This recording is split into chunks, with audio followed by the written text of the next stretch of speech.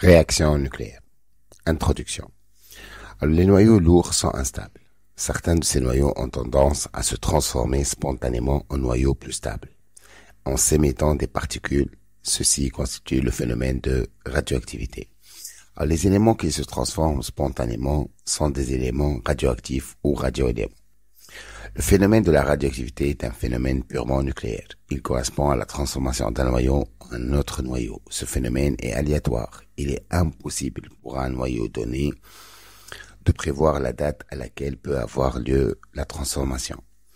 Les transformations radioactives sont indépendantes des paramètres habituels, température, pression.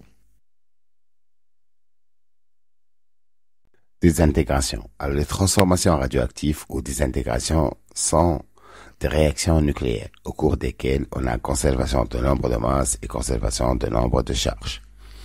On a 4 types de radioactivité. Alors, la radioactivité alpha, où un noyau libère un noyau d'hélium He42. La radioactivité bêta-, où un noyau libère donc un électron E0-1. La radioactivité bêta+, où un noyau libère un positon E01. Et la radioactivité gamma, où un noyau libère une lumière de longueur d'onde lambda.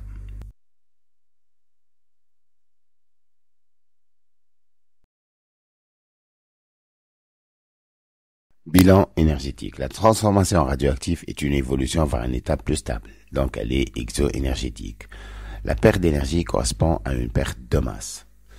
On a donc delta M égale à masse des produits moins masse des réactifs. Alors si delta M est positif, l'énergie est consommée. Si delta M est négatif, l'énergie est libérée. D'où EL égale l'énergie libérée égale delta M fois C au carré. Donc E égale mx plus my moins mx, donc fois c au carré. Loi de décroissance radioactive. Alors la fonction n de t, le nombre de noyaux au cours du temps, est une fonction exponentielle décroissante telle que n de t égale à n0 exponentielle moins lambda t. La fonction m de t, la masse d'un échantillon, est une fonction exponentielle décroissante m de t égale à m0 exponentielle moins lambda t. La fonction a de t, l'activité radioactive, est une fonction exponentielle décroissante telle que a de t égale à a0 exponentielle moins lambda t. Alors, voici un graphe donc qui résume donc le nombre de noyaux ou la masse ou l'activité qui diminue au cours du temps.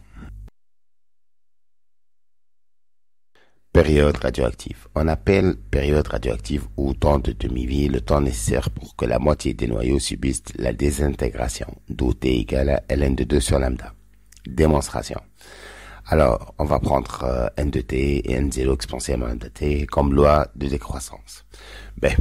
Donc, on a, après une période, le nt, le nombre de noyaux restants est n0 sur 2.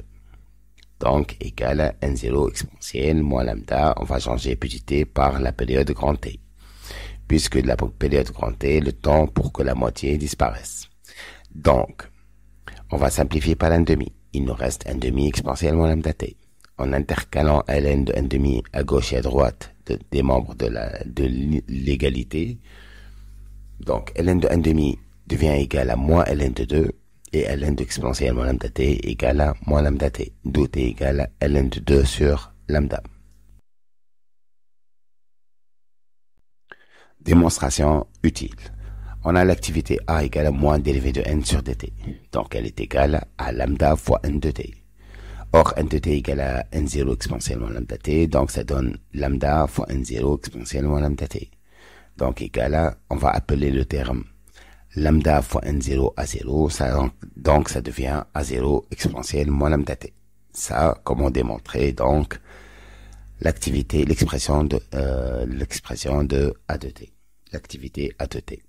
Alors, comment établir l'expression de la loi de décroissance radioactive n de t égale à n0 exponentielle moins lambda t? Alors, on va donc démarrer de la formule dérivée de n sur dt égale à moins lambda n. Donc, dérivée de n sur n égale à moins lambda dt. Donc, on va faire la primitive, donc ça donne La primitive de 1 sur n, ça donne ln de n. La primitive de moins lambda, ça donne moins lambda t, plus constante. Donc, à t égale à 0, on va remplacer dans l'expression trouvée par t égale à 0, il nous reste ln de n0 égale à constante. On va remplacer donc la constante c par ln de n0. Donc l'expression devient égale à ln de n moins égale à moins lambda t plus ln de n0. Donc ln de n moins ln de n0 égale à moins lambda t. D'où ln de n sur n0 égale à moins lambda t. Donc n sur n0 égale à exponentielle moins lambda t. Donc n égale à n0 exponentielle moins lambda t. Formule utile. Le nombre de noyaux n0 égale à m0 sur m noyaux. Le nombre de noyaux quelconque donc m sur masse de noyau. A0 égale à lambda fois n0 et A égale à lambda fois n. La masse du noyau, on peut la calculer de deux manières, soit masse molaire sur nombre d'Avogadro, soit le nombre de nucléons sur nombre d'Avogadro. Le résultat sera trouvé donc en grammes. Le nombre de noyaux désintégrés, c'est n0 moins n. Le nombre de noyaux restants. Alors, l'énergie libérée par les photons est égale à h fois nu, égale à hc sur lambda. Alors, une énergie libérée doit être égale donc à l'énergie cinétique plus l'énergie des photons. L'énergie cinétique de la particule plus maximale de la particule plus l'énergie donc de la lumière gamma.